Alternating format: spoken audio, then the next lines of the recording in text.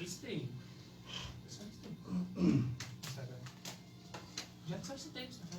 Não entendi. Eu já te solicitei no Instagram. Não apareceu, não. Tu na live, não? Tá aqui, aguardando, eu não vi Carolina ao vivo. Ah, peraí. Apareceu aqui agora ao vivo. Eu te solicitei. Foi. Quando você quiser, você só me dá só aqui dentro. Eu já te solicitei no Instagram. Tá aqui, aguardando, eu vi Carolina ao vivo. Não, meio que você não entrou, não. Entrei sim. Já mandei solicitação.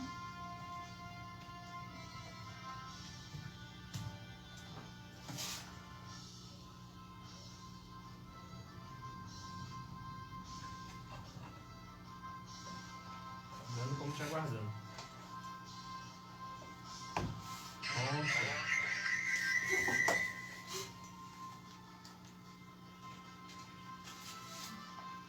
Fala aí pra ver se vai dar microfone.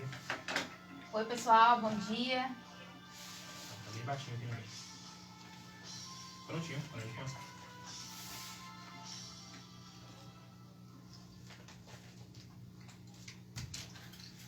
Bom dia a todos os ouvintes, primeiramente, aqui da Rádio Nova Vida, que trouxe esse projeto pra gente aqui esse ano, esse projeto de falar sobre as eleições, que é um projeto muito importante que a Rádio Nova Vida tem, e a gente está podendo participar desse projeto, é uma alegria pra gente.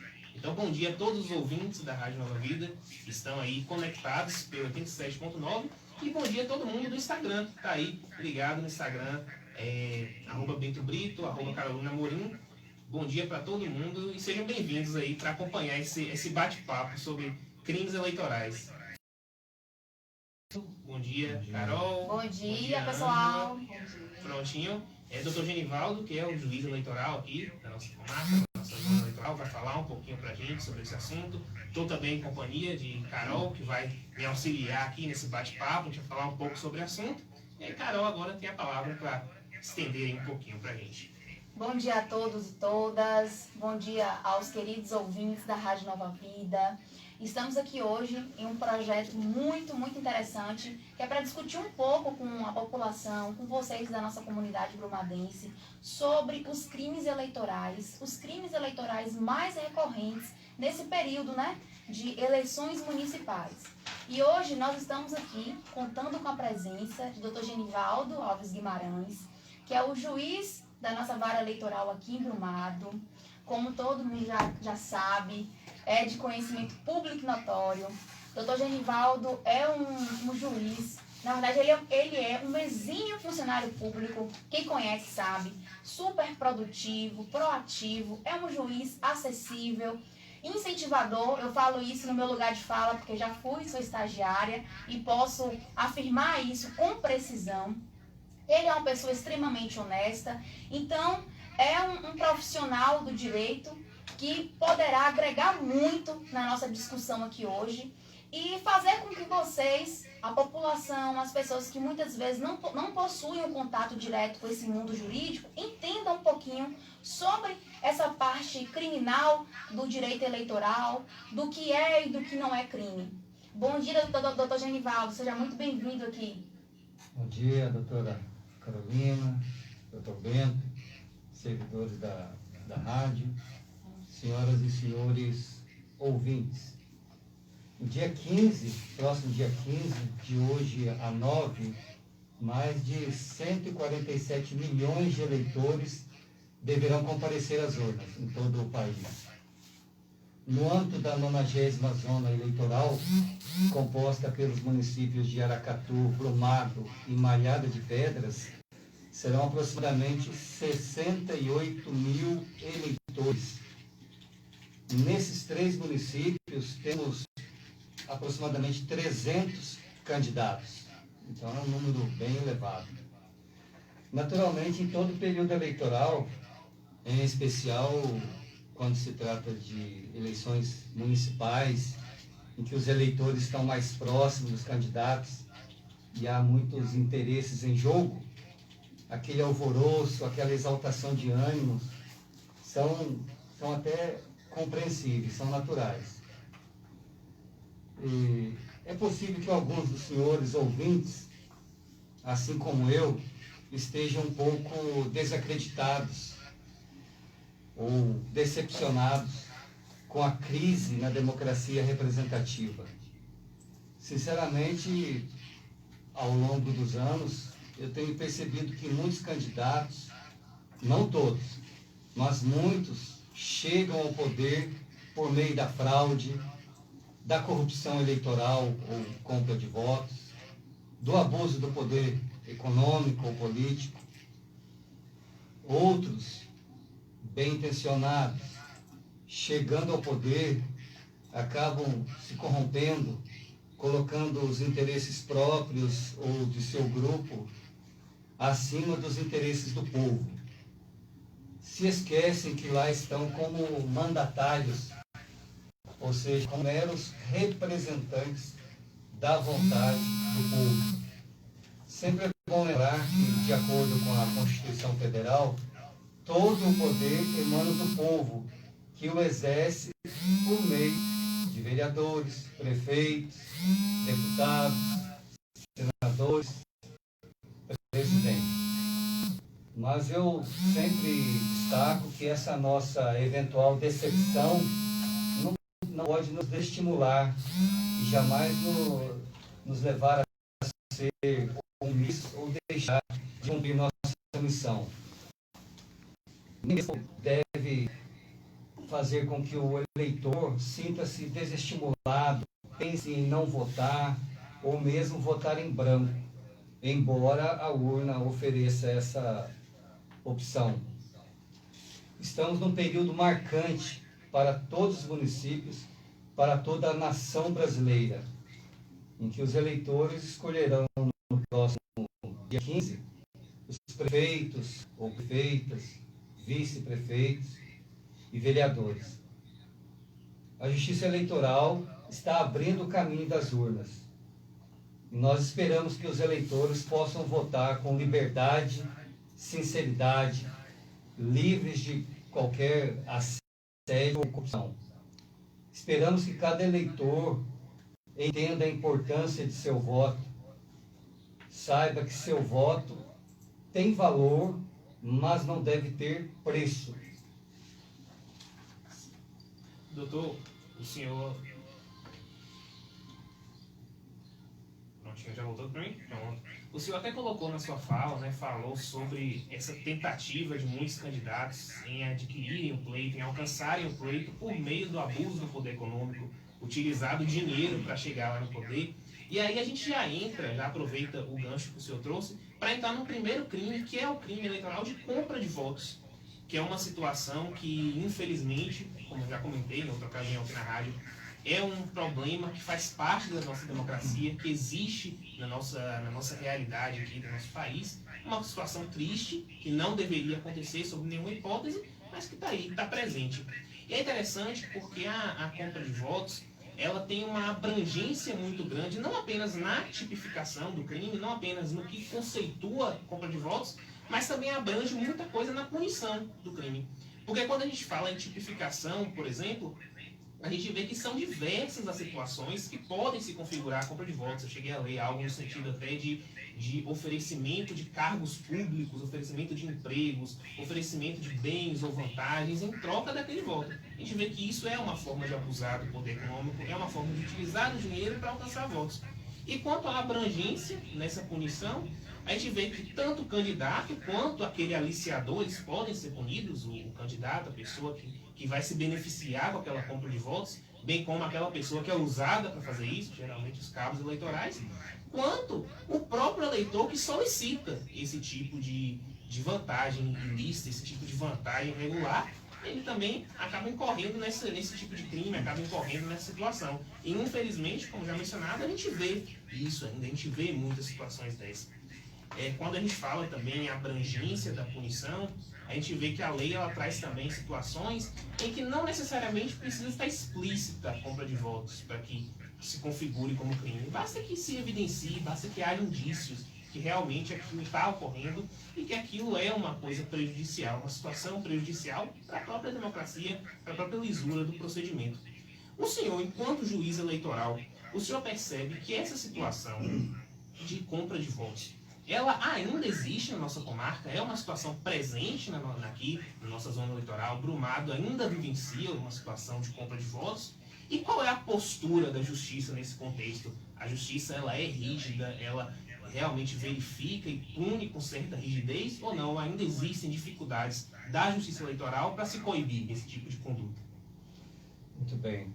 O crime denominado compra de votos é a corrupção eleitoral, que é prevista no artigo 299 do Código Eleitoral e consiste em dar, oferecer, prometer, solicitar ou receber para si próprio ou para uma outra pessoa dinheiro, dádiva, qualquer benefício ou vantagem para obter ou dar voto e para conseguir ou prometer abstenção, ainda que a oferta não seja aceita. Ou seja, a mera conduta de oferecer dinheiro, vantagem a alguém, configura a prática desse crime de corrupção eleitoral que, infelizmente, ainda ocorre com muita frequência no âmbito da 90ª Zona Eleitoral. Esse crime ele ocorre por várias maneiras. Nós sabemos que mesmo antes do período eleitoral, já tem os pretensos pré-candidatos atuando na zona rural ou na zona urbana, prometendo, oferecendo vantagens já para conquistar votos, conquistar os eleitores.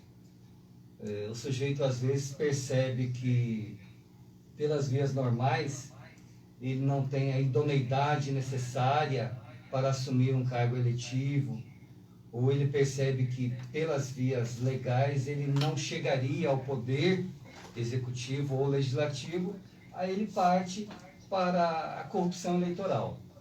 E é sempre bom lembrar que nesse crime nós temos as figuras do corrupto e do corruptor. Então, não apenas quem compra votos, mas quem vende, o eleitor que vende seu voto, que negocia seu voto, como eu disse anteriormente, é muito valioso, mas não deve ter preço, ambos cometem crime, esse crime de corrupção eleitoral. E nós vemos sim, nós sabemos que acontece com muita frequência por parte de alguns candidatos, de alguns eleitores, e das mais variadas formas possíveis. Por meio de promessa de emprego, caso o sujeito seja eleito, ou se já está exercendo um cargo, por meio de entrega, fornecimento de material de construção, cesta básica, até por meio de adesivos. Eu soube que tem candidatos em Brumado que estão pagando R$50 para que o proprietário do automóvel cole em seu veículo o adesivo de propaganda. Isso é corrupção eleitoral, já que a propaganda, por meio de adesivos, deve ser algo espontâneo, gratuito. O sujeito aceita ou não colar em seu veículo a propaganda de algum candidato. A partir do momento que o candidato dá o adesivo e R$50, ele está mal intencionado. Ele está tentando convencer o sujeito a nele votar. Isso por meio da entrega de valores. E nós temos vários casos, por exemplo, de abertura de poços, limpezas de aguadas. Então, o candidato, ele costuma se aproveitar da necessidade do povo. Ele faz um estudo, tem toda uma articulação, verifica quais são as necessidades daquelas pessoas, o que eles estão precisando, e aí ele se apresenta como bom samaritano, como bom moço, oferece aquelas vantagens, aqueles serviços, ou mesmo dinheiro, ou mesmo valores em espécie, e com isso ele acaba conquistando vários votos e acaba chegando ao poder. E o objetivo da norma é impedir que essas condutas se propaguem, porque o sujeito que compra votos, o que faz promessa, que oferece vantagem, em troca de votos, chegando ao poder, nós podemos presumir que ele tentará recuperar o que gastou para chegar ao poder. Ele já provou que não tem uma conduta adequada, uma conduta ilibada, não é a pessoa adequada para nos representar. Então, os eleitores, eu digo aos eleitores para ficarem atentos. Essa crise, essa decepção que muitas vezes nos atinge, não deve desestimular o eleitor, fazer com que o eleitor seja inconsequente, venda seu voto, negocie.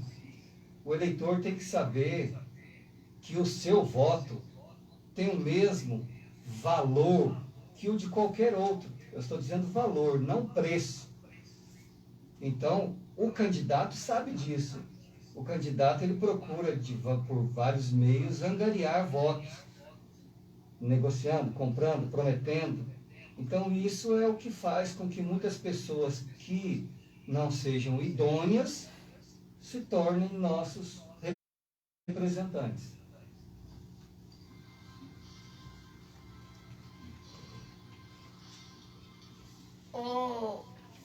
Pessoal, esse crime, né, trazido por Bento, muito bem comentado por Dr. Genivaldo, é um dos crimes que eu percebo que é um dos mais culturais, principalmente em cidades interioranas como Brumado.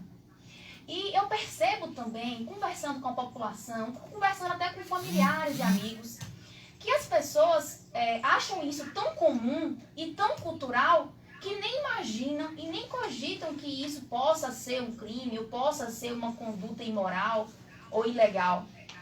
Na verdade, nós precisamos perceber que a democracia nos trouxe o poder, né, de ir lá e voltar. Então nós temos que reconhecer isso e valorizar, como o Dr. Genivaldo bem disse. O nosso estado, o nosso município tem programas para auxiliar as famílias que estão necessitadas. Será que realmente o povo precisa vender o seu voto para conseguir algo? E tem pessoas ainda que chegam a fazer leilão do seu voto. Chega a achar bonito falar, quem pagar mais, quem der mais eu voto. Em quem me favorecer mais, eu irei votar. Então, assim, nós precisamos nos conscientizar a cada dia mais, perceber que, além disso ser uma conduta altamente proibida e combatida pela justiça eleitoral, nós precisamos ver como isso é imoral, né? Você vender algo que foi conquistado democraticamente. E a gente traz essa reflexão que foi trazida aqui tanto pela doutora Carolina quanto pelo doutor Genivaldo sobre ser a compra de votos algo que infringe a democracia, infringe o próprio espírito das eleições, bem como ser um crime. Então é importante ficar atento, porque esse tipo de prática é punível, são práticas que são proibidas pela justiça, como o doutor bem colocou. Então há essa necessidade de ter essa atenção sobre a prática de determinadas condutas que podem trazer problemas futuramente. Problemas tanto sociais, em termos de eleger aquele candidato que usa dessa forma para alcançar o pleito, quanto problemas, inclusive jurídicos, problemas judiciais. Mas aí, entrando ainda mais nessa esfera dos crimes e falando sobre medidas que não são aceitas pela lei eleitoral, a gente entra na boca de urna. É interessante porque muita gente, apesar de a boca de urna ser algo falado, ser algo explícito, muita gente ainda não sabe o que significa isso. Muita gente não entende direito o que é boca de urna, o que é fazer boca de urna. Será que você ir com um broche, com uma bandeira do partido, é considerado boca de urna? Será que não é? Na verdade, a boca de urna ela é um crime que tenta punir as manifestações políticas no dia das eleições. Porque os candidatos têm um período para fazer suas campanhas. Os candidatos têm aquele período para tentar convencer as pessoas a votarem nele. E no dia das eleições isso não é permitido. Não é permitido carro de som, não é permitido nenhuma manifestação de algum cabo eleitoral em favor de determinado candidato, em favor de determinado partido, não é permitido o ativismo político no dia das eleições, e a legislação ela proíbe qualquer forma de boca de urna. É autorizado que você faça uma manifestação pessoal, você pode usar um broche, um adesivo do seu candidato, isso não é considerado boca de urna, porém, a partir do momento que essa manifestação ela ganha uma proporção na medida de tentar convencer outras pessoas a votarem naquele candidato, a gente entende que ocorre a boca de urna. E aí, aproveitando a presença do doutor Genivaldo, do juiz eleitoral aqui da nossa zona eleitoral, eu queria entender o seguinte: como é que funciona a fiscalização desse crime no dia das eleições da nossa comarca? Há uma efetividade para se punir esse tipo de conduta, para se fiscalizar e realmente encontrar focos de bocas de urna que possam vir a influenciar de algum modo o resultado das eleições? Há esse tipo de punição na nossa zona eleitoral? Sim, como foi dito, os candidatos já tiveram tempo suficiente e ainda estão em período de campanha eleitoral. Nós sabemos que algumas modalidades de propaganda foram até banidas do ordenamento jurídico na medida em que mostravam-se absolutamente desnecessárias. Por exemplo, carro de som. Carro de som servia mais para perturbar do que para levar ao conhecimento dos eleitores quem seriam os candidatos. Então, a legislação eleitoral vem se aperfeiçoando nesse sentido. E como foi dito, o eleitor, a essa altura, ele já está convencido e já escolheu seus candidatos. Mas sempre temos aqueles candidatos ou apoiadores de candidatos mal intencionados que, apesar de todas as recomendações do Ministério Público, apesar de toda a previsão legal, eles são inconsequentes e ficam delinquindo. No dia das eleições, eles, cientes da proibição de qualquer modalidade de propaganda, insistem em violar o ordenamento jurídico por qualquer meio, usando alto-falantes, manifestação ruidosa. Então, nesse ponto, é sempre bom lembrar que até as 22 horas do dia que antecede a eleição, ou seja, nesse ano, até as 22 horas do dia 14 de novembro, serão permitidos a distribuição de material gráfico, adesivos, aqueles santinhos e outros, caminhada, carreata, passeata, etc. Agora, no dia da eleição, exige-se uma tranquilidade, uma paz necessária para que o eleitor não sofra qualquer influência. Os candidatos já tiveram a oportunidade de convencê-los. Então, o dia da eleição é sagrado.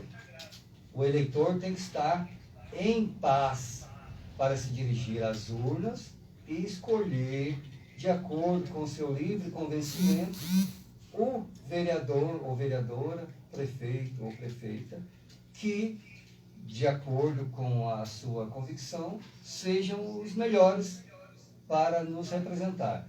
Então, no dia das eleições, não se admite qualquer modalidade de propaganda. Até pela internet, nós sabemos que a internet atualmente constitui um meio muito importante de propaganda, um meio de propaganda eleitoral. Só que no dia das eleições não serão admitidas novas publicações. Não é necessário o candidato apagar o que já estava lá. Até a data anterior, por exemplo, ele colocou alguma postagem, não precisa excluir, apagar, deletar. Porém, no dia das eleições, ele não pode fazer novas inserções, novas publicações, sob pena de estar cometendo o crime de boca de urna. O que não pode no dia 15? Divulgação de qualquer espécie de propaganda, de partidos ou de seus candidatos. Também são vedados, proibidos, até o término do horário de votação, com ou sem utilização de veículos, a aglomeração de pessoas portando vestuário padronizados, por exemplo, um grupo com a mesma camiseta, aglomeração de pessoas portando bandeiras, instrumentos de propaganda, manifestação coletiva, ruidosa. O que é permitido por exemplo, o uso de bandeira. O candidato ele pode, no dia da eleição, estar com uma bandeira, estar com um adesivo do candidato, desde que seja uma manifestação silenciosa. Ele não pode ficar agitando bandeira, gritando o nome de candidato, e de qualquer modo aglomerado, formando um grupo lá de apoiadores.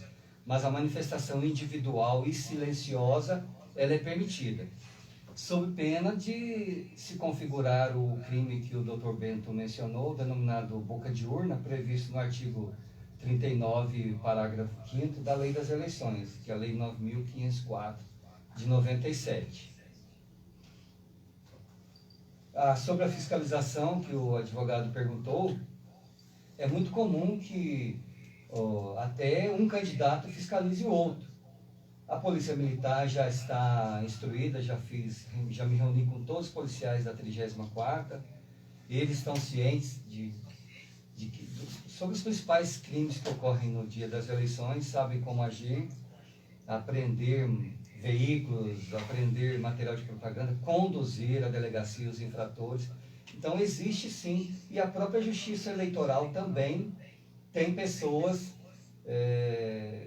com essa atribuição de fiscalizar, de acionar a polícia, acionar o juiz eleitoral, o promotor de justiça eleitoral. Então haverá sim uma fiscalização. Eu sei que é impossível coibir totalmente.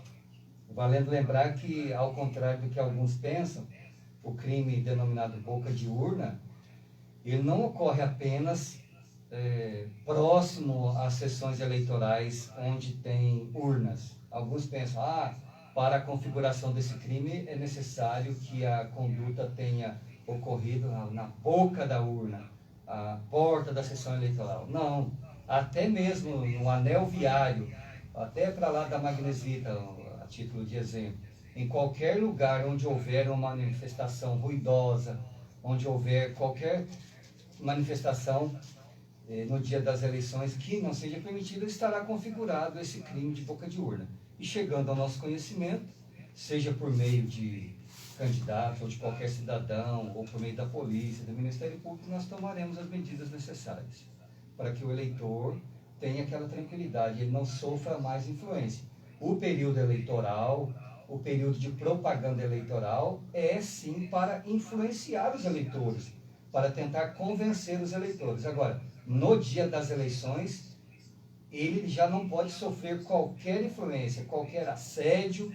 Então, eles têm que estar tranquilos para votar com sinceridade. Perfeito, doutor. Só para recapitular aqui para quem está entrando agora na Rádio Nova Vida, para os nossos ouvintes, nós estamos aqui hoje, eu, advogada, doutor Bento, também que é advogado, e doutor Genivaldo Alves Guimarães, que é o juiz eleitoral aqui de nossa comarca. Nós estamos falando sobre os crimes eleitorais mais recorrentes nesse período de eleições municipais.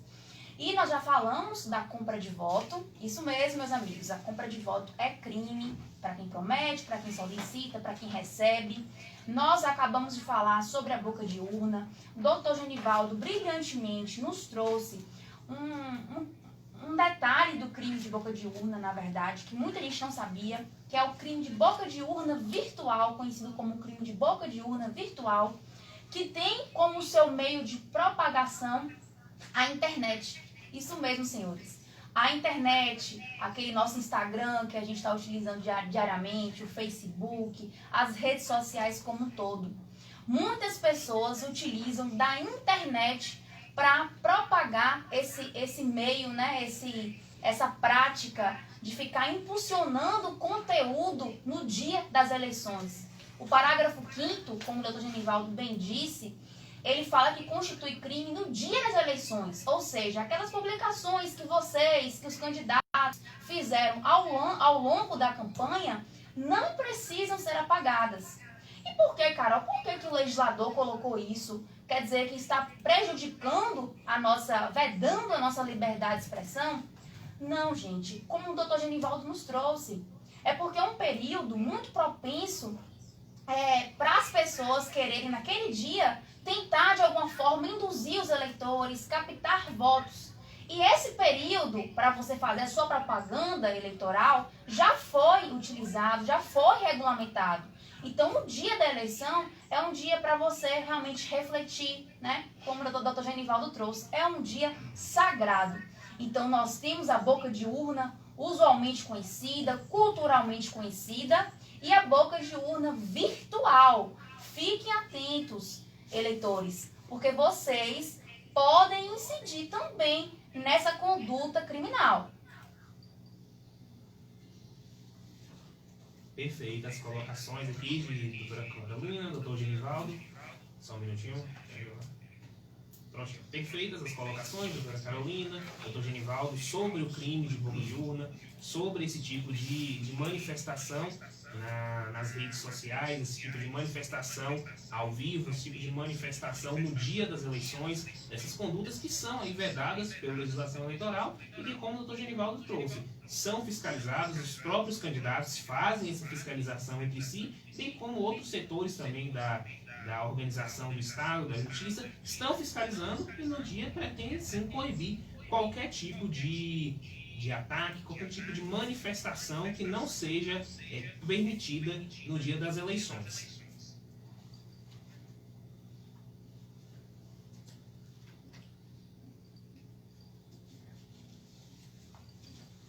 Bom, dando sequência à discussão sobre a questão dos crimes eleitorais, uma outra situação que é trazida, que ocorre realmente nesse período eleitoral que a gente vivencia, outros tipos de crimes que acontecem, que na verdade não são crimes isolados do direito eleitoral, mas que eles já existem no Código Penal, mas que o direito eleitoral traz também essas situações, coíbe também essas situações, são os crimes, né, de calúnia, injúria e difamação.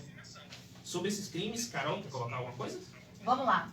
Gente, o que acontece? Vocês já devem ter ouvido falar muito sobre os crimes contra a honra, né? Que é como o Dr. Bento trouxe. A calúnia, a injúria e a difamação, que estão previstas no nosso Código Penal.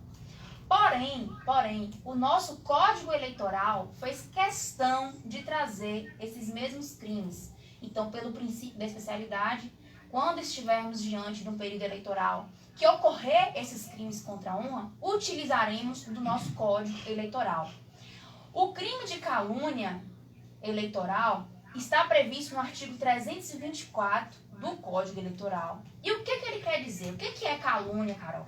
É quando alguém calúnia uma outra pessoa na propaganda eleitoral ou visando fins de propaganda, imputando-lhe falsamente fato definido como crime. Ou seja, é você, durante a propaganda eleitoral, ou durante esse período aí eleitoral, visando fins de propaganda, na verdade, caluniar uma pessoa, imputar um crime a uma pessoa falsamente. Falar, por exemplo, Ângela Silva roubou, cometeu um roubo, tal dia, tal hora. Isso é uma calúnia.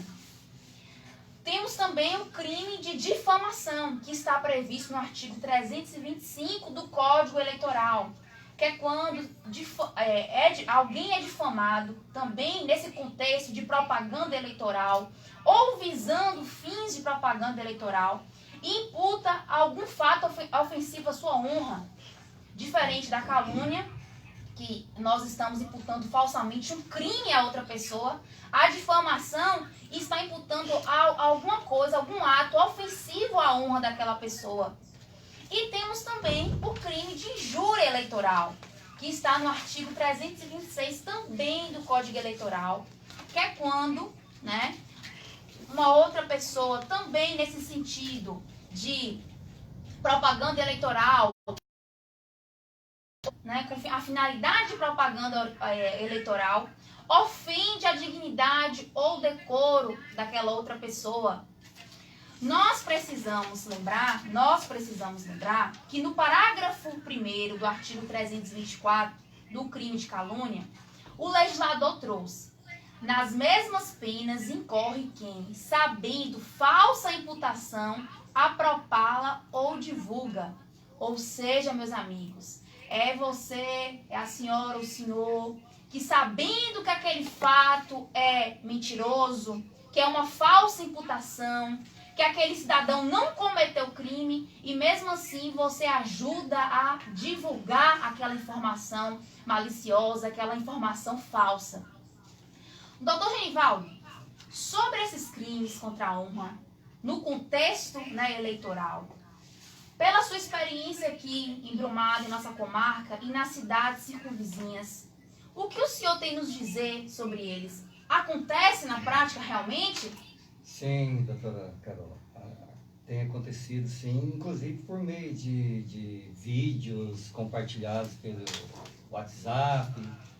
Certamente os ouvintes, alguns dos ouvintes já receberam algum vídeo relativo a algum candidato ou parente de candidato, com qualidades negativas à pessoa. Aí tem esses crimes, calúnia, difamação, injúria, e, como foi dito, estão previstos também no Código Penal brasileiro. Porém, quando esses crimes acontecem visando fins de propaganda eleitoral, aplica-se o Código Eleitoral. Serão considerados crimes eleitorais, processados na Justiça Eleitoral. E, em sendo caso, a gente remete para a Justiça Federal, etc. Não é na Justiça Comum. Então, tem algumas pequenas diferenças entre os crimes, que eu não vou me aprofundar, mas todos ofendem a honra do candidato. A calúnia, quando o sujeito atribui ao candidato a prática de crime, sabendo que o sujeito é inocente. Nós temos a difamação, que ofende a honra objetiva, quando atribui qualidades negativas ao sujeito. E temos a injúria, que é a honra subjetiva, qualidades pessoais, critica as qualidades físicas, intelectuais do candidato. Então, esses três crimes, calúnia, difamação e injúria, eles frequentemente acontecem, principalmente quando se aproximam as eleições. A tendência é aumentar o número de ocorrências desses crimes para tentar criar uma imagem negativa e convencer os eleitores a não votarem em determinada pessoa. Isso é uma conduta que não deve ser aceita, tanto é que foi criminalizada, porque sempre que possível nós devemos trabalhar com a verdade. O eleitor deve ser livre para escolher o candidato. Não é porque um fulano disseminou alguma notícia falsa ou verdadeira que o candidato deixará de votar em alguém ou votará em determinada pessoa. O candidato não pode ser influenciado por meio de crimes. Nós temos que deixar os candidatos livres para decidir. Porque às vezes o candidato não conhece, o eleitor não conhece o candidato, e a divulgação de uma notícia faz com que ele realmente deixe de votar. E isso às vezes causa um dano de difícil reparação. No caso da calúnia, por exemplo, suponhamos que o candidato seja inocente. Alguém divulga um fake news, o que aqui em Brumado acontece com muita frequência, fake news. Manda comprar, o sujeito compra um chip, um celular, e manda notícias falsas para determinados órgãos ou divulga em grupos, etc. E a notícia logo se alastra. Nós sabemos que a internet, os aplicativos de celular, eles são são meios de propagação muito rápida das notícias, sejam falsas ou verdadeiras. Então, o eleitor deve ficar atento, evitar ou mesmo não compartilhar esses vídeos que às vezes trazem até um pouco de, vamos dizer, de humor. Alguns vídeos são até engraçados, mas, engraçados ou não, eles prejudicam a imagem da pessoa. Então, evitem compartilhar, sob pena de, como disse a advogada, também ser incurso, praticar esses crimes contra a honra dos candidatos. Ô pessoal, ainda em relação a esses crimes eleitorais, ligados à honra, como o doutor Genivaldo trouxe, nós temos também no Código Eleitoral um crime da denunciação caluniosa eleitoral, que é o artigo 326-A. Esse crime, olha o que ele fala. É quando a pessoa dá causa à instauração de investigação policial, de processo judicial, de investigação administrativa, de inquérito civil ou até de ação de improbidade administrativa, atribuindo a alguém a prática de crime ou ato infracional de que o sabe inocente, ou seja, a pessoa que denunciou sabia que aquela outra pessoa era inocente e mesmo assim vai lá e faz a denúncia e vai lá e propõe a ocorrência com a finalidade eleitoral, porque a gente tem a denunciação caluniosa também no nosso Código Penal, que é um tipo lá, e aqui nós estamos falando de um tipo específico nesse contexto eleitoral. Eu imagino que, como por exemplo, o doutor Genivaldo, que faz parte do Poder Judiciário, que está ali, deve ser muito inconveniente você estar lidando com esse tipo de situação. Poxa, o judiciário já é tão atribulado, a quantidade de ações já são tão exorbitantes, aí chega uma pessoa apenas para prejudicar a outra e faz uma denúncia falsa, uma denúncia que sabe que aquela outra pessoa não cometeu aquele crime, aquele eventual crime. Doutor Genivaldo, sobre esse crime, denunciação caluniosa, o senhor, enquanto juiz, acha o que disso? E se aqui em nossa comarca o senhor já presenciou alguma situação parecida? Esse crime, nós podemos notar que ele inclusive apresenta pena mais elevada. Ele é mais grave que aqueles outros 3 citados, calúnia, difamação e injúria. A denunciação caluniosa ocorre quando alguém dá causa à instauração de um inquérito policial, de alguma outra investigação, atribuindo a alguém a prática de um crime ou o ato infracional, ciente de que o sujeito é inocente. Então, a pessoa que age dessa forma, ela está sujeita a uma pena de 2 a 8 anos de reclusão. Esse delito, ele não acontece com muita frequência, comparado com aqueles outros, calúnia, difamação e injúria. Mas pode vir a acontecer e será apurado, e ao final, se ficar demonstrada a má-fé, se ficar demonstrado que aquela pessoa que levou ao conhecimento das autoridades a suposta prática de um fato, sabendo que ele não ocorreu, ou seja, a pessoa age com o intuito de prejudicar alguém. E às vezes a mera instauração de um inquérito policial, de uma ação penal, ela já representa algo assim muito desagradável a quem é inocente. Portanto, se isso ocorrer, a pessoa vai responder por esse crime de denunciação caluniosa. Perfeito, doutor Genivaldo, as colocações que o senhor trouxe aqui. A gente trouxe como interessante esse assunto, como importante trazer os crimes de injúria, difamação, calúnia, denunciação caluniosa como importantes, como principais dentre esses crimes eleitorais que ocorrem, porque a gente está numa realidade de redes sociais. A gente está numa realidade em que as redes sociais elas ganharam uma proporção muito grande, em que as eleições, a propaganda eleitoral por meio das redes sociais, elas ganham uma proporção. E aí, como o senhor colocou, né? Esse compartilhamento de vídeos, esse compartilhamento de informações que não são verdadeiras, elas podem sim se conceituar como calúnia, como difamação, como injúria muitas vezes. E aí, em muitos casos, aquela pessoa que criou aquele tipo de fake news, aquela pessoa que criou aquela informação, criou aquela calúnia, que trouxe aquilo para a realidade prática, ela não é descoberta. Ninguém sabe quem foi que fez aquilo. Mas você que está aí compartilhando, você que sai compartilhando uma informação que não é verdadeira, talvez pode incorrer aqui em um desses crimes. Calúnia, difamação e injúria.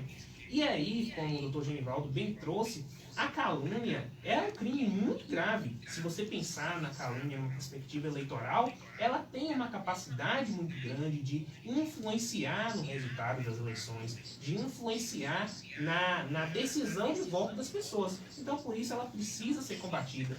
Alegações como essas precisam, sim, deixar de existir na nossa sociedade, na nossa perspectiva eleitoral.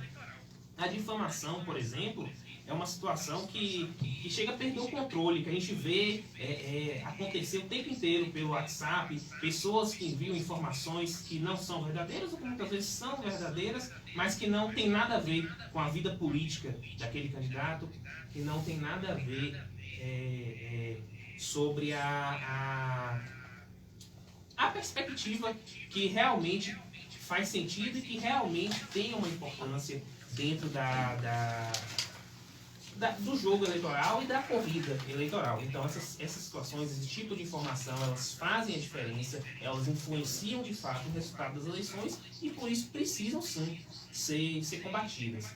E aí, vindo dentro dessa perspectiva, vindo dentro desse gancho sobre calúnia, informação e injúria, a gente tem a questão das fake news, que são o que inicia esse tipo de crime, geralmente são a semente para esse tipo de crime, mas que muitas vezes tem uma abrangência muito grande, porque tem fake news sobre todo tipo de situação. Fake news que muitas vezes não apenas vão dentro dos crimes contra a honra, vão atingir a honra pessoal daquele candidato específico, mas são fake news que podem sim influenciar o resultado das eleições. E aí, se a gente pensa no contexto disso, se a gente pensa em toda a ampliação que as fake news têm, e lembra das eleições de 2018, por exemplo, em que essas informações, essas notícias falsas tiveram um papel muito importante no resultado das eleições, tiveram uma diferença muito grande. De fato, a campanha eleitoral ela se pautou em fake news, e aí a justiça eleitoral, a legislação eleitoral vieram para combater esse tipo de conduta. A gente vê que as fake news hoje, elas podem sim constituir crime, principalmente quando a gente pensa na denunciação caluniosa, como Carol colocou, a denunciação caluniosa com a finalidade eleitoral, quando você faz uma acusação de um crime, acusa alguém de um crime que você sabe que aquilo é mentira, inclusive esse tipo de crime é punido. E aí eu queria trazer, de novo, para o Dr. Genivaldo, ainda antes da gente sair desse assunto de difamação, de injúria, calúnia, fake news, dentro da realidade de Brumado, se a gente pensa numa realidade de cidade de interior, essas fake news, essas pessoas que compartilham fake news, elas tendem a ser punidas, elas tendem a sofrer algum tipo de penalização, ou há uma maior flexibilização para essas pessoas que não estão diretamente ligadas à criação dessas informações falsas, mas que estão compartilhando isso e que, com certeza, influenciam também na corrida eleitoral de uma forma negativa. Por expressa previsão legal, quem de qualquer modo concorre para o crime incide nas penas a ele cominadas. Ou seja, qualquer pessoa que de uma forma ou de outra concorre para a prática do crime, ainda que não tenha sido o intelectual, né, o mentor, vamos dizer, não tenha sido ele quem elaborou aquela notícia caluniosa, injuriosa, etc. Porque os sujeitos que assim agem, eles já ficam precavidos, sabendo que poderão ser alvo de investigação criminal, de um processo criminal, eleitoral. Então, o sujeito costuma comprar um chip em nome de terceiros e cria um perfil falso e divulga. Agora, quem recebe aquela informação e compartilha, ele também poderá ser punido. Às vezes a polícia descobre quem elaborou, quem criou a notícia falsa, a notícia criminosa. Mas é mais fácil descobrir quem está compartilhando. Então essas pessoas que de alguma forma concorrem para a prática do crime receberão as penas a ele combinadas. Então fica o alerta aqui para todos os eleitores que estão nos ouvindo pela rádio, o alerta aos eleitores que estão nos assistindo aqui pelo Instagram, pelo Facebook. O compartilhamento de fake news, como o Dr. Genivaldo bem colocou, também é punível pela legislação, não apenas quem cria. Então tomar cuidado com aquilo que você compartilha, tomar cuidado com a informação que você passa para outras pessoas, que sim, pode ser punido, pode haver uma punição nesse sentido. Trazendo um pouquinho aqui para quem chegou agora no Instagram, tem muita gente se aproximando da gente aqui agora. Quem chegou agora na rádio, a gente está numa conversa aqui com o Dr. Genivaldo, a doutora Carolina Amorim, comigo, advogado, Bento Brito.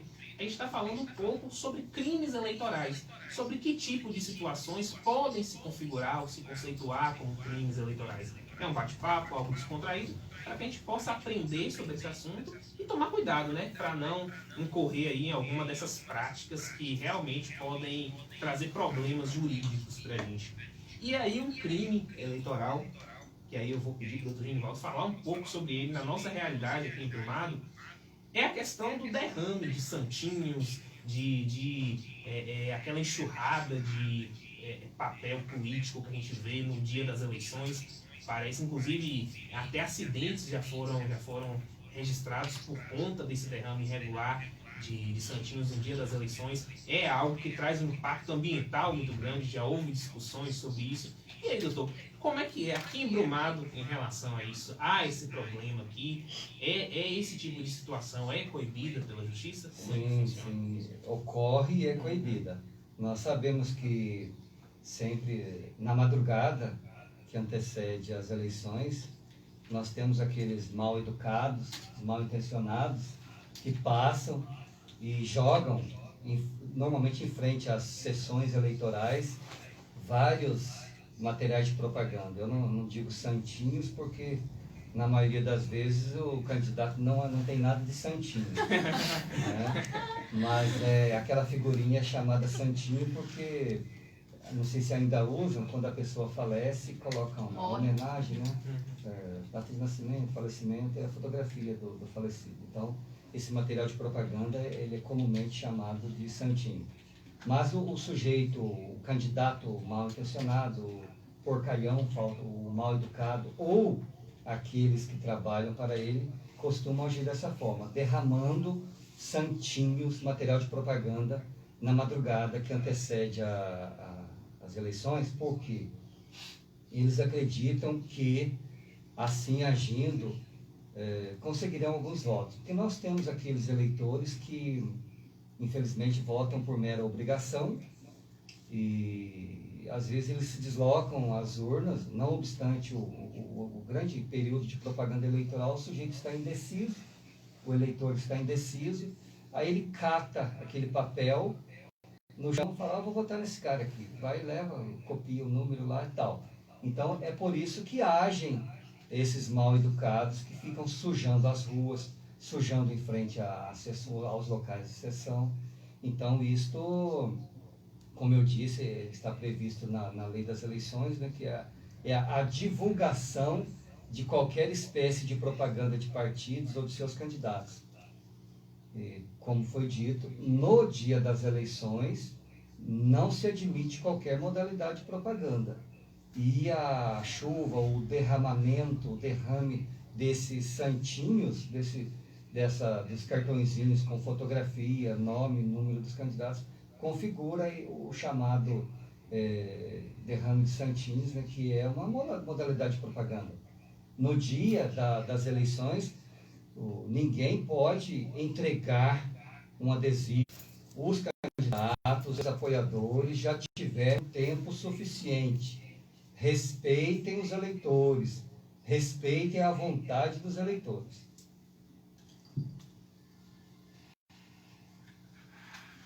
Prontinho.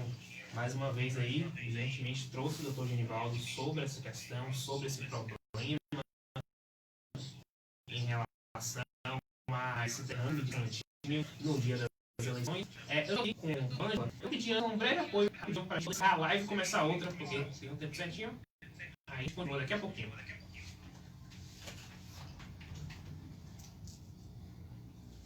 Eu vou encerrar brevemente a live aqui no Instagram. Daqui a pouquinho eu volto com outro aqui.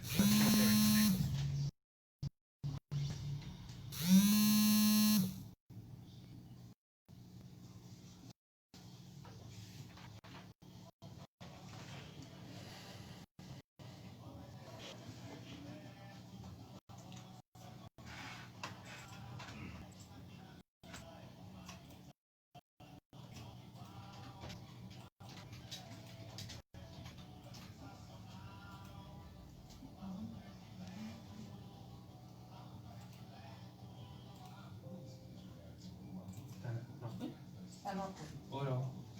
Carol? Vai encerrar aí. Não, deixa eu continuar. Até o final, né? Cadê Carol? Bora? Você rapidinho, você já volta com viola. Hã? Você volta com viola. Rapidinho, só postar aqui, só um minutinho.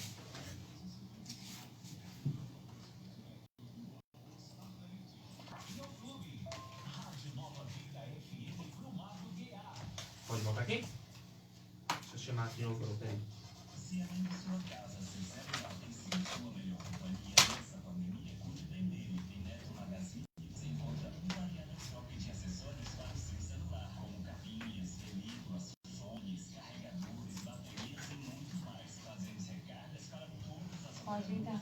Pode. Coloca só a hora certa lá. Convidei. Carol, escuta o que a gente fala? Não. Ela tá com fome.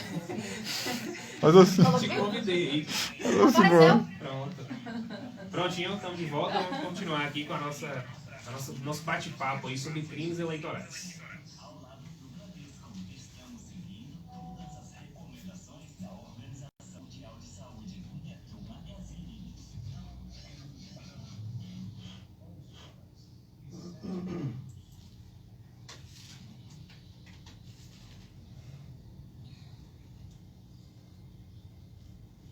Prontinho, estamos de volta aqui com os ouvintes da Rádio Nova Vida. Estamos também no Instagram aqui com o Dr. Genivaldo, doutora Carolina Morim, comigo, Bento Brito, e companhia aqui do pessoal da rádio, Ângela, Cristiano.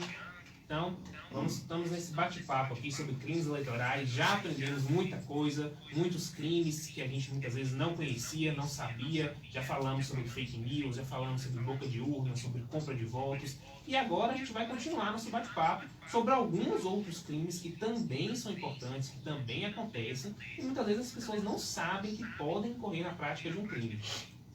Pessoal, então, retomando aqui.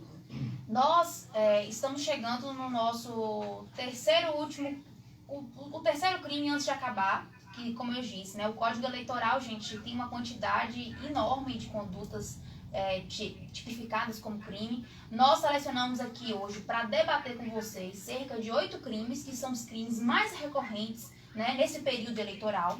E agora nós vamos falar de um crime que talvez poucas pessoas conheçam, mas que acontece muito, que é a violação do sigilo do voto.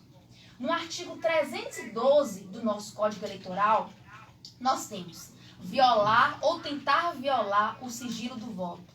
O que é isso? Aquele famoso selfie na urna. Quantas pessoas no momento lá de votar não vão e tiram aquela selfie lá votando em seu candidato, achando que estão arrasando nessa conduta? O que acontece, pessoal? Como nós sabemos, a votação no Brasil é sigilosa. E isso, além de ser, né, uma regulamentação, é um direito nosso. Então, tal medida de proteger, né, de tornar como crime quem viola o sigilo do voto, é para justamente proteger vocês, cidadãos, proteger nós, cidadãos, do livre exercício do direito ao voto. Nós não podemos admitir a possibilidade de que o cidadão seja fiscalizado em sua orientação política ao exercer a escolha dos representantes. Gente, se isso começar a ocorrer e vocês começarem a acharem que isso pode ser algo comum e é uma liberdade de expressão, alguns candidatos, principalmente a gente fala nisso no interior, em que a gente vê ainda muitos candidatos com perfis de coronéis, né? O que esses candidatos podem fazer? Podem utilizar essa brincadeira do selfie de urna para coagir as pessoas a tirarem fotos para depois eles saberem se realmente aquela pessoa votou no partido que ele queria, no candidato que ele queria. Então, essa tipificação de crime, de violação do sigilo do voto, é para nos proteger desse tipo de situação. Admitir o registro visual no momento lá do voto pode, além de expor você, eleitor, pode fazer com que os candidatos comecem a te coagir, a te aliciar e não respeitarem as regras das eleições. O voto é sigiloso, é um direito.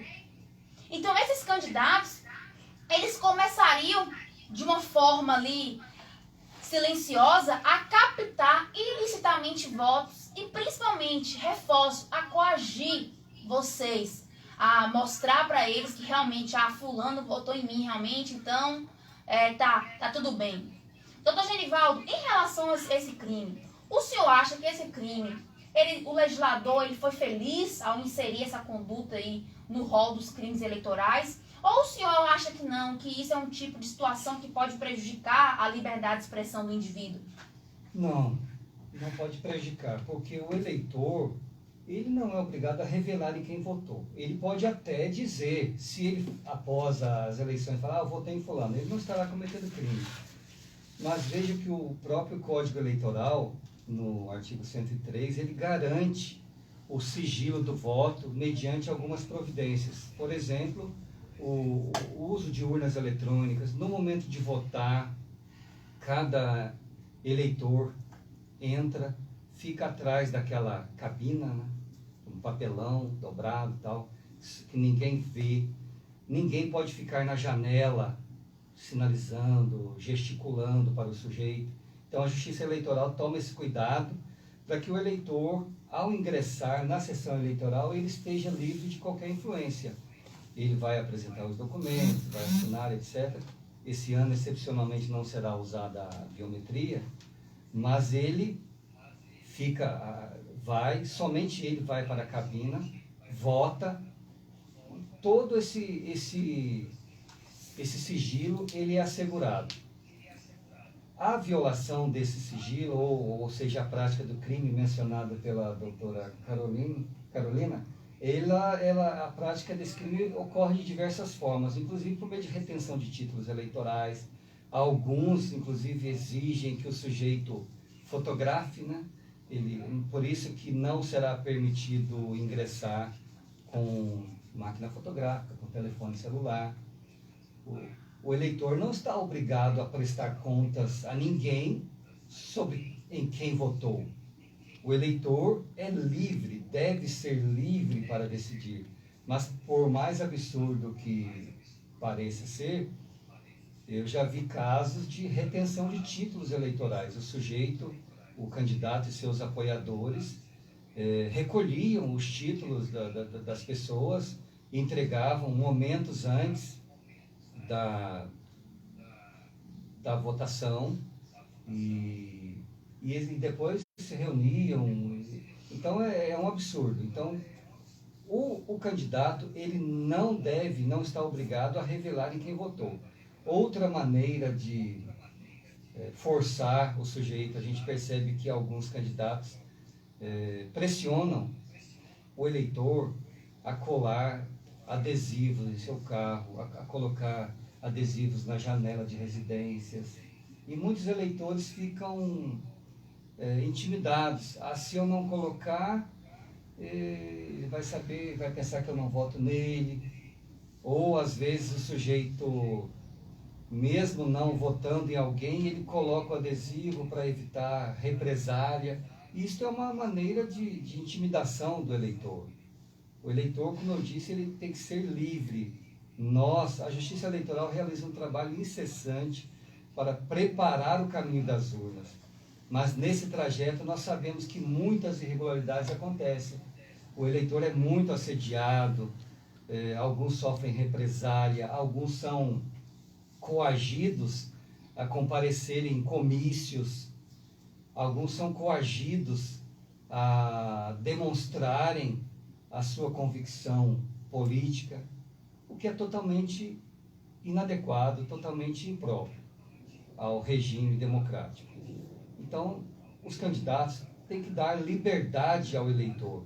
Se o eleitor aceitar o adesivo nesse período de propaganda, ótimo, mas não pode pagar para ele colocar o adesivo, ou dizer, olha, você é funcionário e tal, você tem que comparecer ao comício, nós temos que mostrar que nós estamos na frente, etc. Eu já vi muitos casos assim. E, às vezes o eleitor vai com medo de ser demitido, ou com medo de não conseguir, daqui a alguns meses, um emprego prometido. Então, o sigilo do voto, ele é garantido por lei e por todos os instrumentos dos quais dispõe a Justiça Eleitoral. Eu achei bem interessante quando a doutora Carol trouxe esse tema da violação do sigilo do voto, porque eu venho até acompanhando recentemente um tema polêmico sobre o assunto, que é em relação ao voto impresso. Porque o STF, inclusive, recentemente já entendeu pela inconstitucionalidade do assunto, e o ministro Gilmar Mendes até mencionou que enquanto a gente não tiver um sistema 100% confiável, urnas eletrônicas 100% confiáveis, talvez esse tipo de situação elas podem violar a ideia do sigilo do voto de algum modo. Só que aí o que mostra a polêmica do assunto é que recentemente, inclusive, o presidente ele tornou a falar sobre esse assunto, ele que é um dos maiores entusiastas desse tipo de modelo eleitoral, ele tornou a falar que vai brigar para que isso aconteça em 2022. Então há essa discussão se esse tipo de proposta ela pode ou não violar de algum modo o sigilo eleitoral, se é algo que deixaria o sistema mais seguro.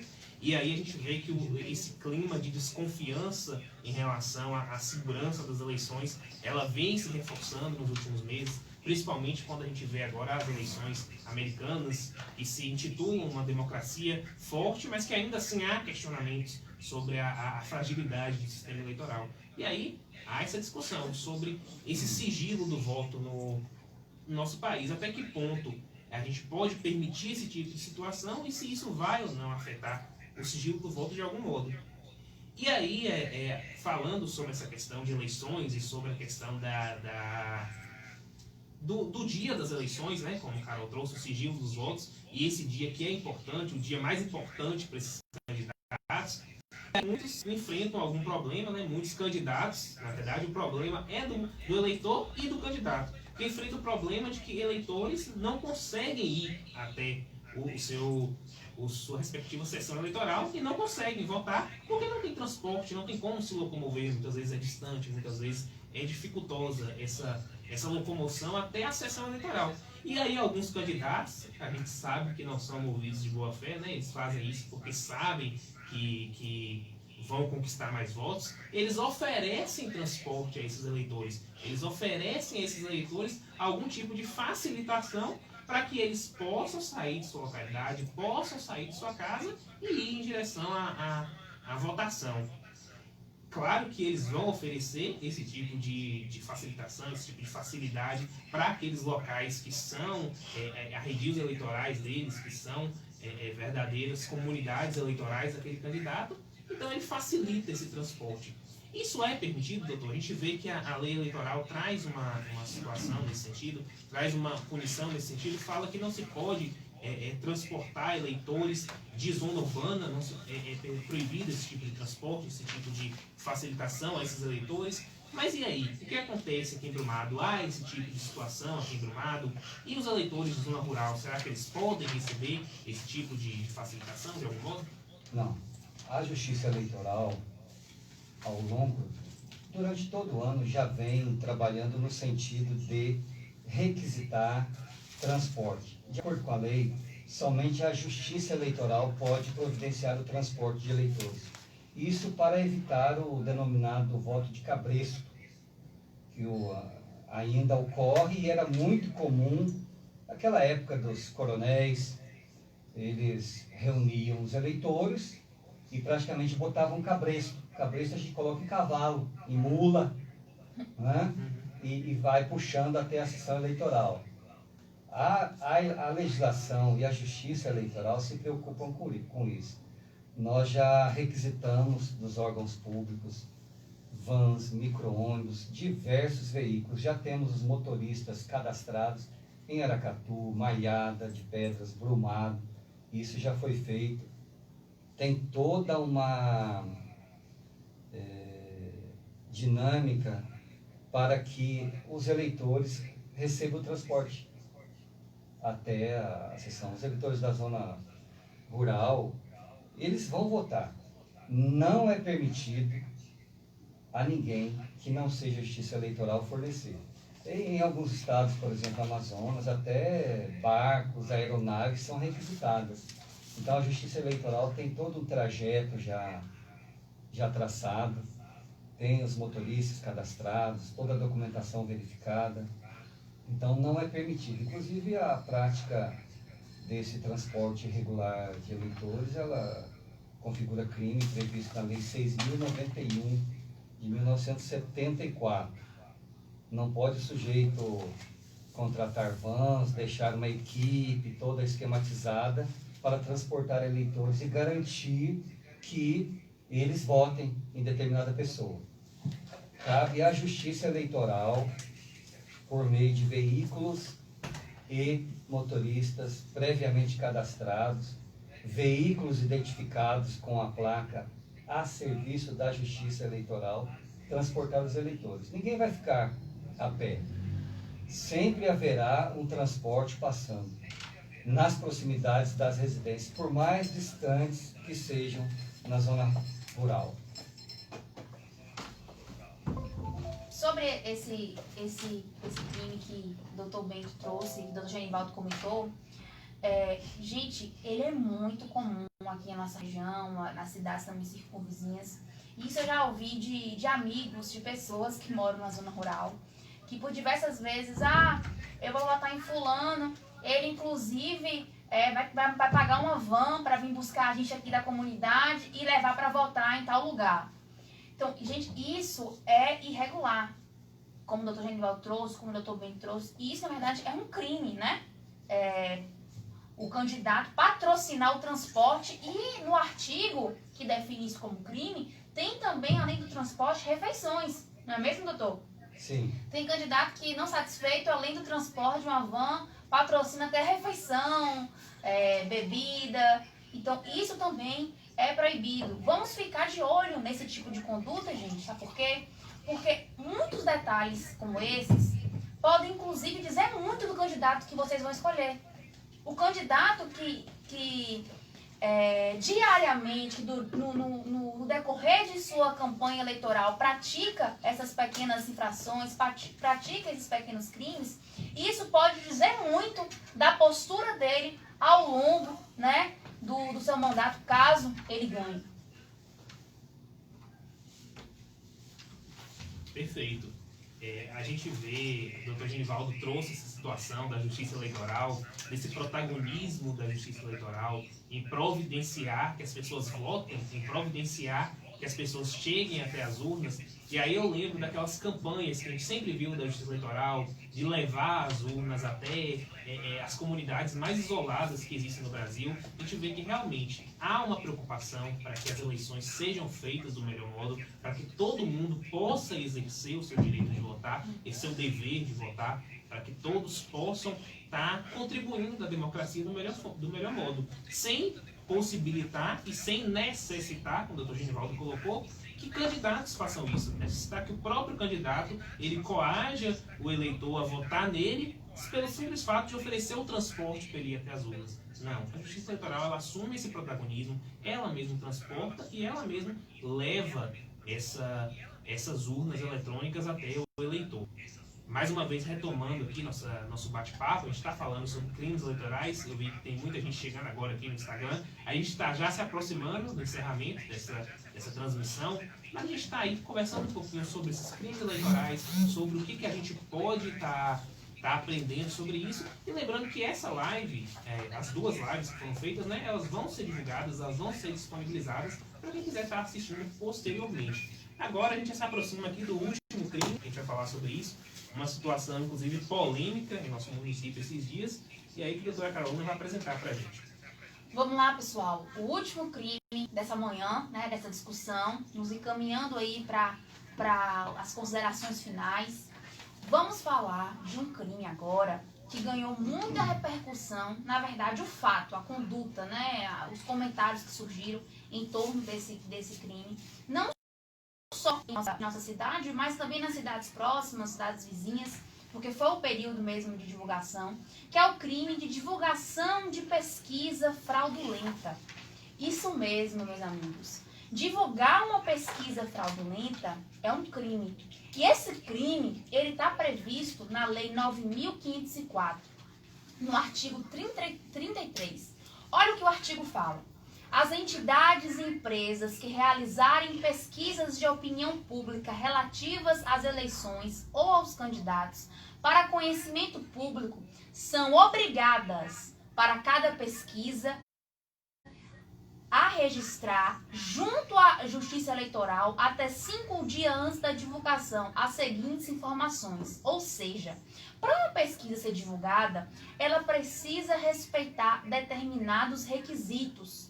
Ela precisa ser registrada anteriormente na Justiça Eleitoral. O parágrafo 3º vem falando que a divulgação de pesquisa sem um prévio registro das informações de que trata este artigo, sujeita os responsáveis à multa. O parágrafo 4º, a divulgação de pesquisa fraudulenta constitui crime punível com detenção de 6 meses a 1 ano e mais multa. Doutor Genivaldo, o senhor, enquanto juiz aqui da nossa comarca, da vara eleitoral, o que o senhor tem a nos dizer sobre esse crime de divulgação de pesquisa fraudulenta? Se ele realmente ocorre com recorrência? Me fale um pouquinho aí do seu cotidiano enquanto juiz em relação a esse crime. Bom, quando se aproxima o período quando se aproxima o dia das eleições, é comum o surgimento de empresas que contratam e as empresas que realizam a chamada pesquisa eleitoral, que é uma coleta de dados junto aos eleitores para a verificação da aceitação ou reprovação de determinado candidato. E nós sabemos que todo eleitor, naturalmente todo ser humano, ele é influenciável e muitos tendem a acompanhar aquele candidato que supostamente esteja na frente, como dizem, né? Então, o que por vezes acontece,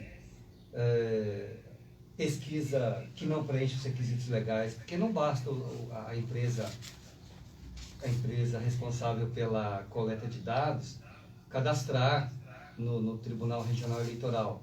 É necessário que o registro siga vários dispositivos legais, porque a lei permite a impugnação dessas pesquisas.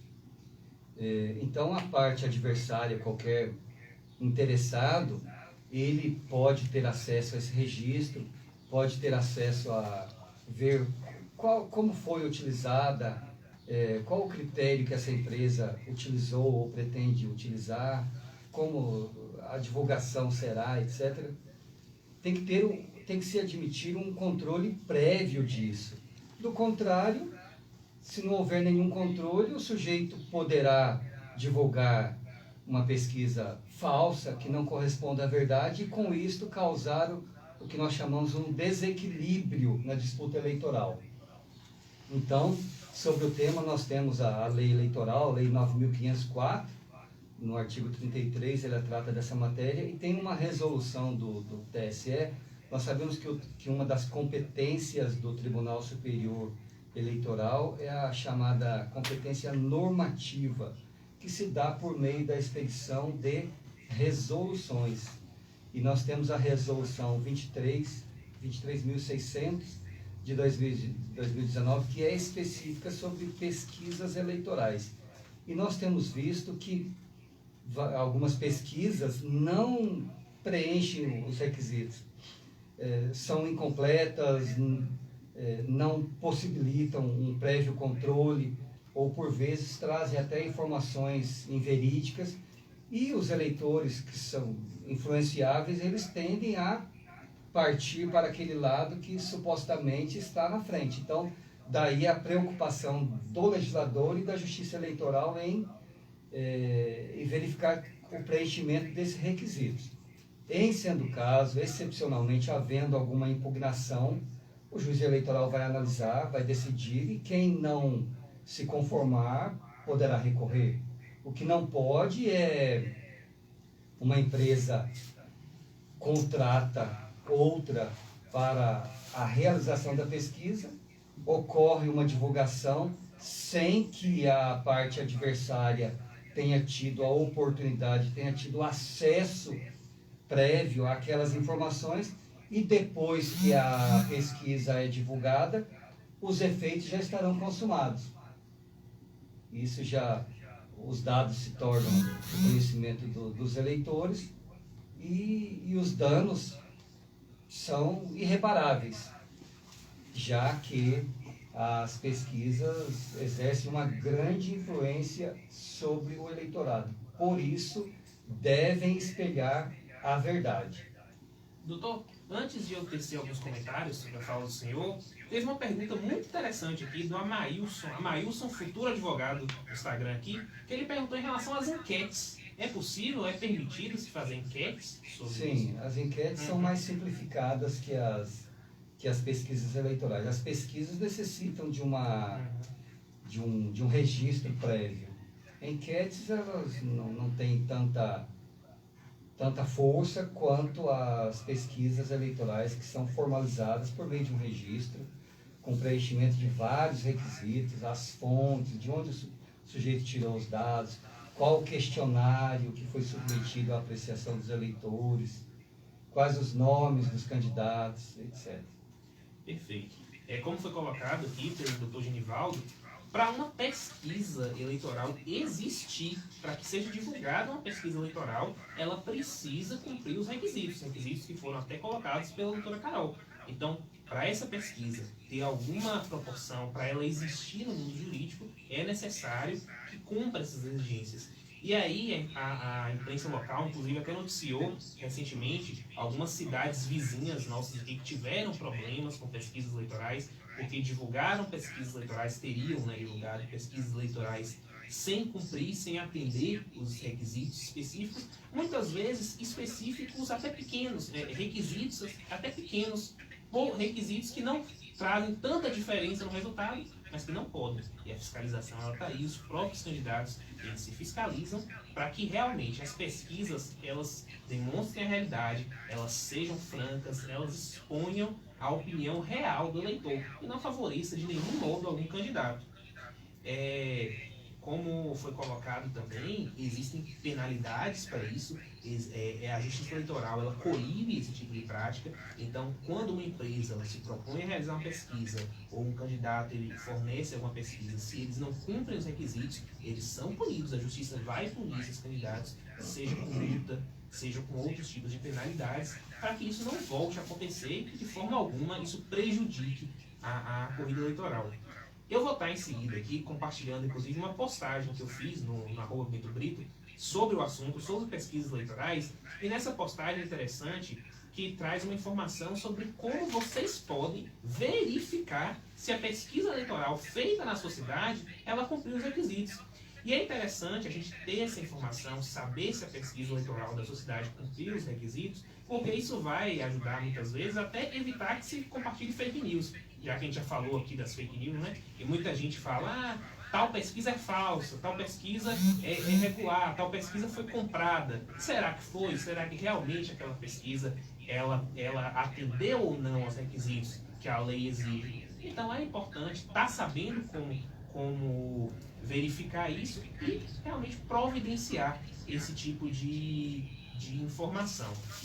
A gente vai se aproximando aqui do final do nosso bate-papo, da nossa conversa, mas antes eu queria fazer mais uma pergunta aqui para o doutor Genivaldo, que na verdade é uma dúvida que eu percebo que muita gente tem em relação a essa situação dos crimes eleitorais. Muito se fala sobre isso, que é sobre a reforma das decisões judiciais. Muita gente fica em dúvida, porque muitas vezes um determinado candidato, um determinado político é condenado por um crime eleitoral, e aí chegam em instâncias superiores, essa decisão é reformada.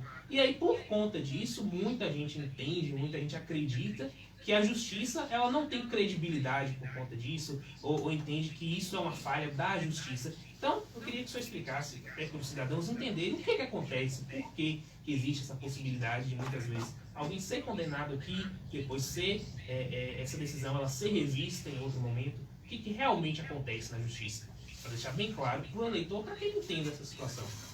Bom, os recursos eles não são exclusivos em matéria eleitoral. Nós sabemos que em matéria civil, administrativa, criminal, infância e juventude, eleitoral, os recursos sempre são admitidos. Isso é natural. O inconformismo da parte, a falibilidade humana.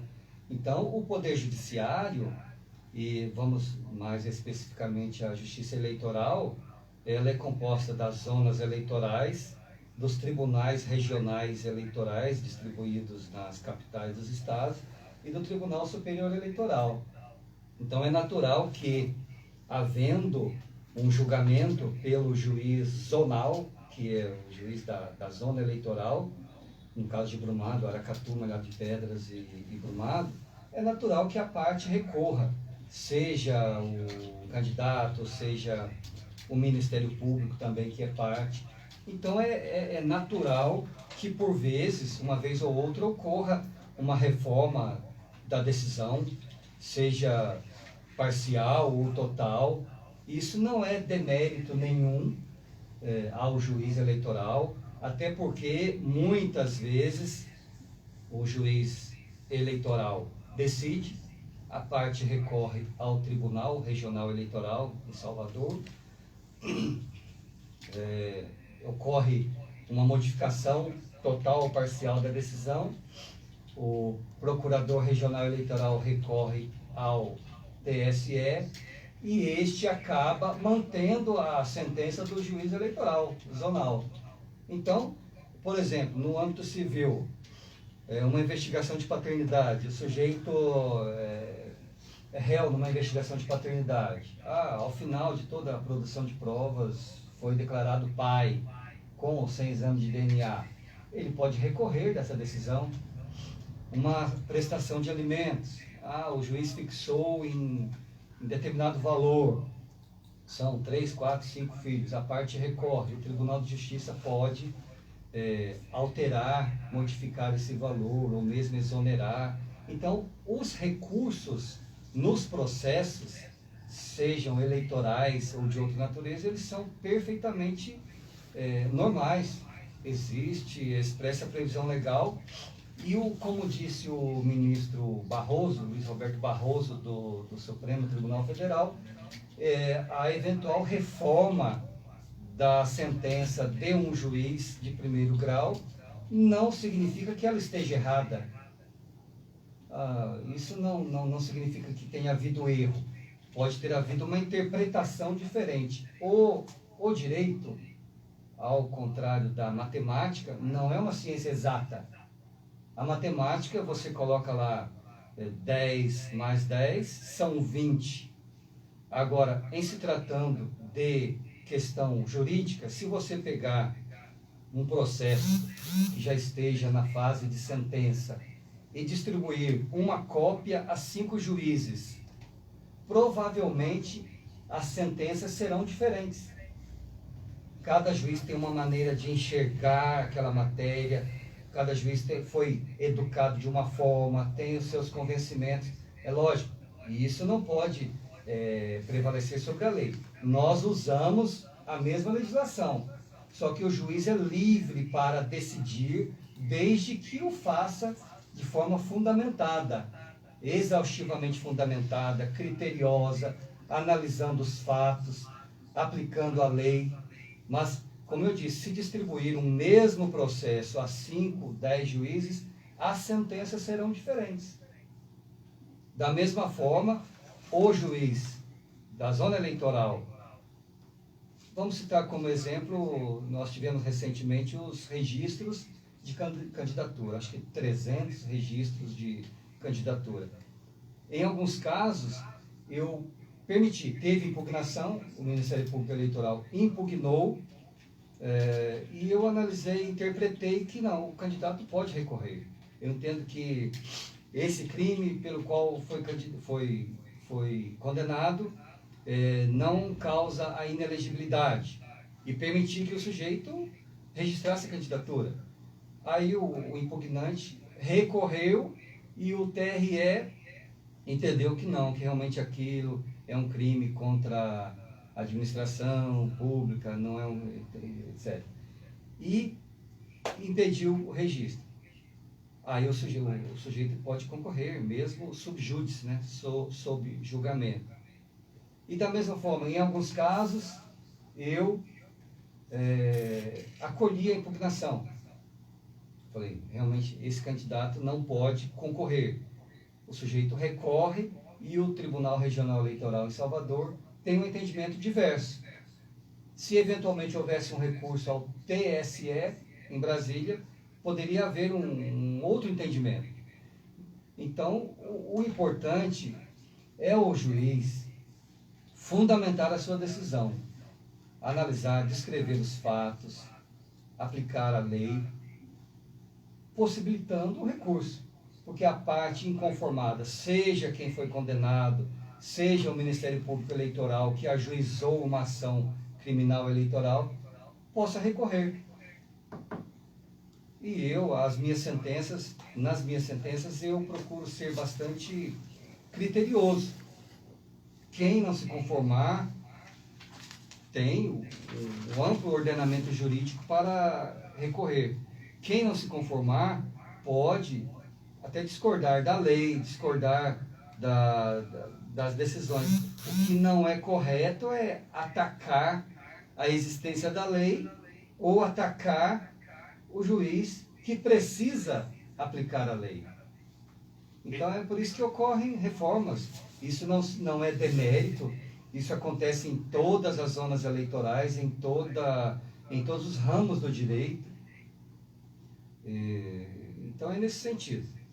Perfeitas as colocações, doutor Genivaldo. Ele esclareceu bem para a gente como é que funciona o sistema não só eleitoral, mas de toda a justiça. O recurso, ele é um direito daquela pessoa, que ela tem uma sentença, que ela tem uma condenação, muitas vezes que ela não concorda, ela tem o direito de recorrer, tem o direito que aquela decisão seja revista novamente, seja vista mais uma vez pelo judiciário, e quem sabe, doutor Genivaldo, quer falar a palavra? Sempre é bom lembrar, algumas pessoas não entendem, que não é o juiz quem ajuiza uma ação.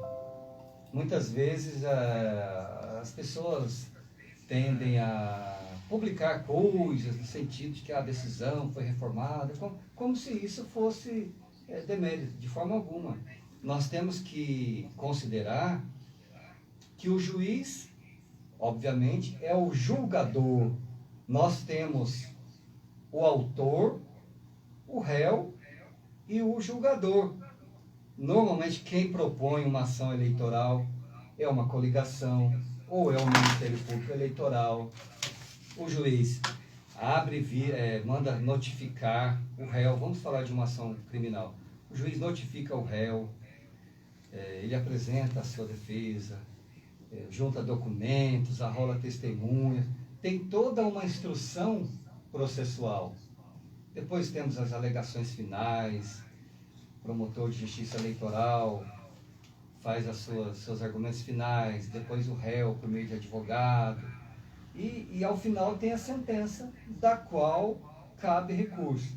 Uma particularidade dos recursos eleitorais é o chamado efeito regressivo, ou seja, o próprio juiz que sentenciou, em sendo o caso, em hipóteses raras, ele pode rever a própria decisão.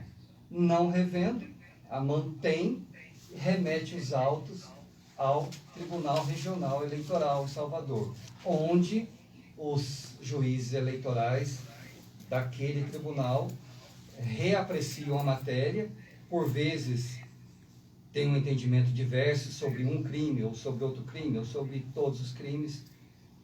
Da decisão do Tribunal Regional Eleitoral, a parte inconformada, seja o réu, seja o Procurador Regional Eleitoral, que é como se fosse o promotor de justiça, é um membro do Ministério Público, no tribunal, recorre ao Tribunal Superior Eleitoral. Assim assim tramitam os processos.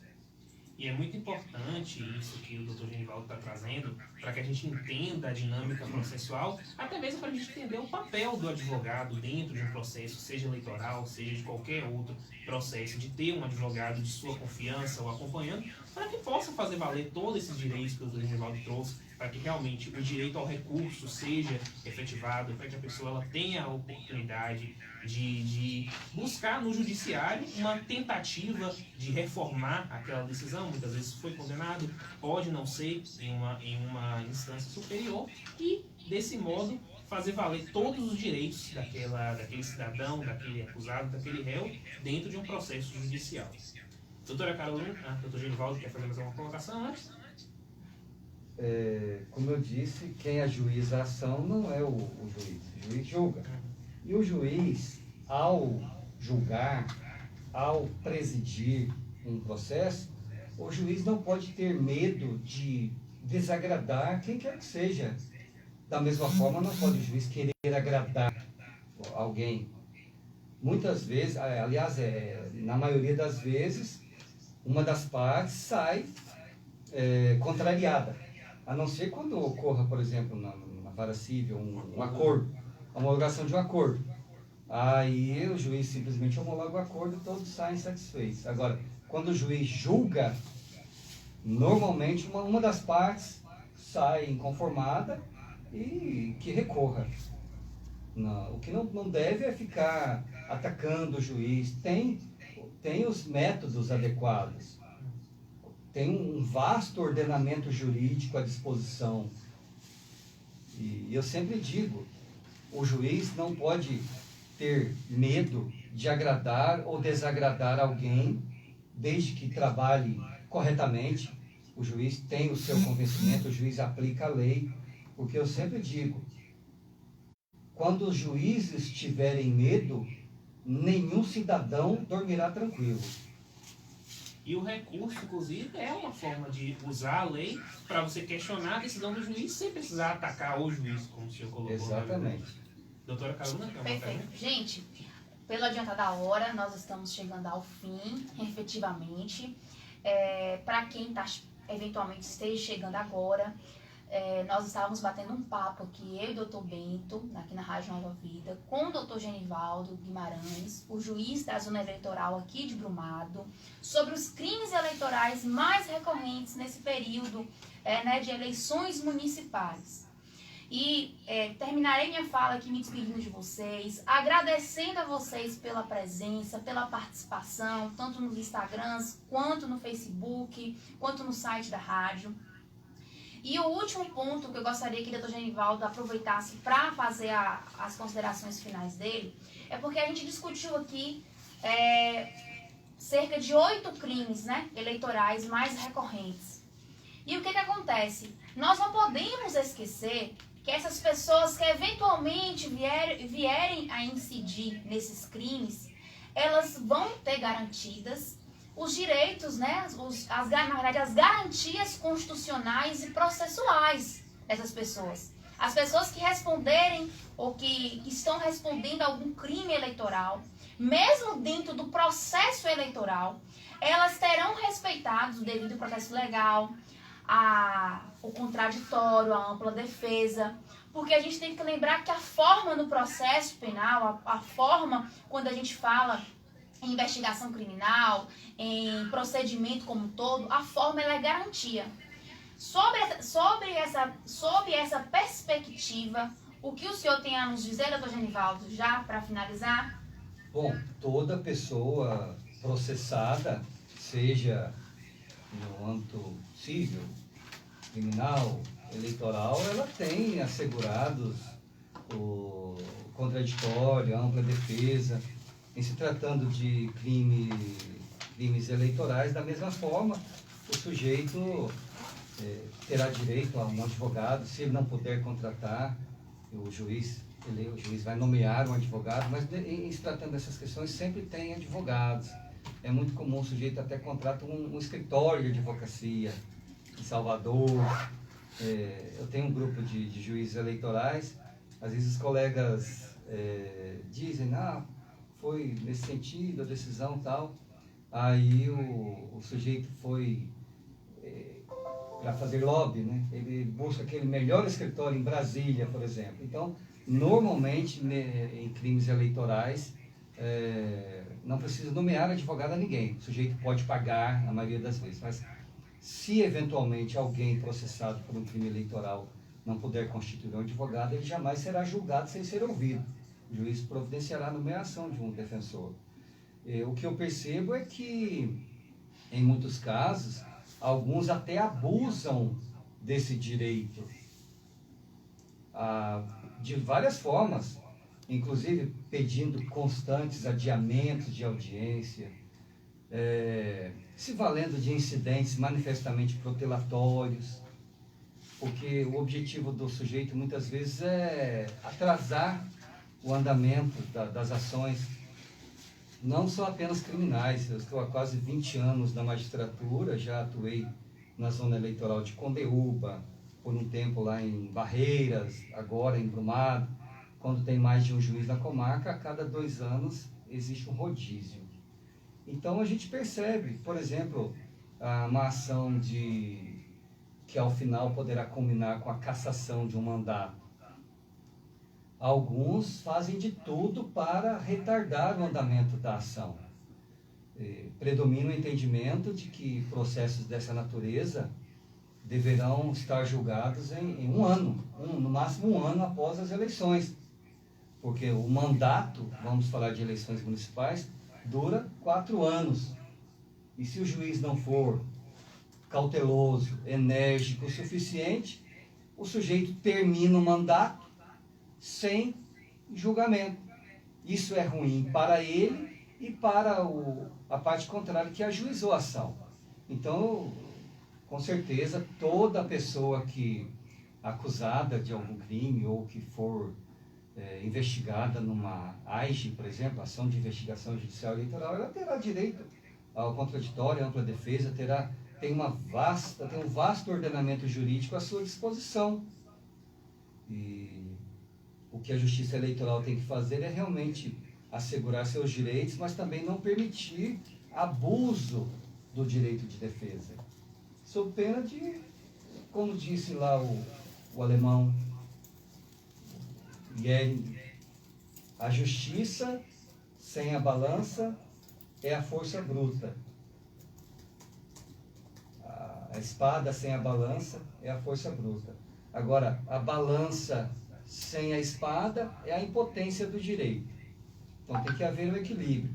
Os direitos de todo investigado ou todo réu são assegurados. Mas também nós temos que olhar para quem ajuizou a ação no âmbito criminal. Quando o sujeito se torna réu, é um coitadinho e tal. Mas e a vítima? No caso de um homicídio, por exemplo. Aí, agora que o direito tem prestigiado a vítima. Antes, a vítima era praticamente deixada de lado. Isso nós vemos em vitimologia. Então, tem que haver o equilíbrio. Não é só o réu que é titular de direitos. Não. E a vítima, como fica? Esquecida? É só o réu que tem que receber toda a atenção, todo o cuidado? E a sociedade, quando é vítima? Então tem que haver um equilíbrio. Doutor Genivaldo, muito obrigado pelas suas palavras, pelas suas colocações, por ter aceitado o nosso convite e ter conversar aqui um pouquinho com a gente sobre esse assunto. Obrigado também, doutora Carolina Amorim, por ter participado aqui com a gente desse bate-papo aqui, que realmente foi muito enriquecedor. Eu tenho certeza que os ouvintes, tanto as pessoas que estão nos ouvindo pela rádio, quanto aqueles que estão ligados aqui no Instagram, aprenderam muito hoje sobre crimes eleitorais, aprenderam o que pode e o que não pode fazer no dia das eleições e no caminhar dessa corrida eleitoral aí. E agradecer, sobretudo, a Ângela, agradecer a Cristiano e toda a equipe da Rádio Nova Vida por abrir esse espaço para que a gente possa estar aí compartilhando com a comunidade essas informações tão preciosas aí que muita gente precisa saber e que é tão importante para as pessoas. Muito obrigado mesmo, Ângela, e fica aí nosso carinho compartilhado com vocês. Um abraço, pessoal. Muito obrigada pela atenção, pela audiência, pela participação. E vamos fazer dessas eleições uma forma da gente conseguir colocar pessoas, candidatos que possam efetivamente nos representar. Então vamos votar de forma consciente, conhecendo os nossos direitos, as nossas obrigações, sabendo o que pode e o que não pode, e a partir daí fazendo a melhor escolha. Um abraço. Bom, desejo aí que torço para que tenhamos eleições livres, sem tumulto, sem violência, sem a prática desses crimes que nós mencionamos, entre outros. Deixem os eleitores à vontade, vamos respeitar os eleitores, que é o nosso principal alvo da Justiça Eleitoral. A Justiça Eleitoral visa preservar a vontade do eleitor. Eu acredito que não teremos maiores transtornos, o povo está mais consciente. De Aracatu, Malhada, de Pedras e Brumado, já tivemos eleições mais tumultuadas, com violência. Isso ninguém sai ganhando com isso. Então, vamos respeitar a vontade do eleitor e agradeço pela oportunidade. Boa tarde a todos, boa tarde, bom dia aos ouvintes. Faltam 5 minutos para meio-dia. Pessoal do Instagram também.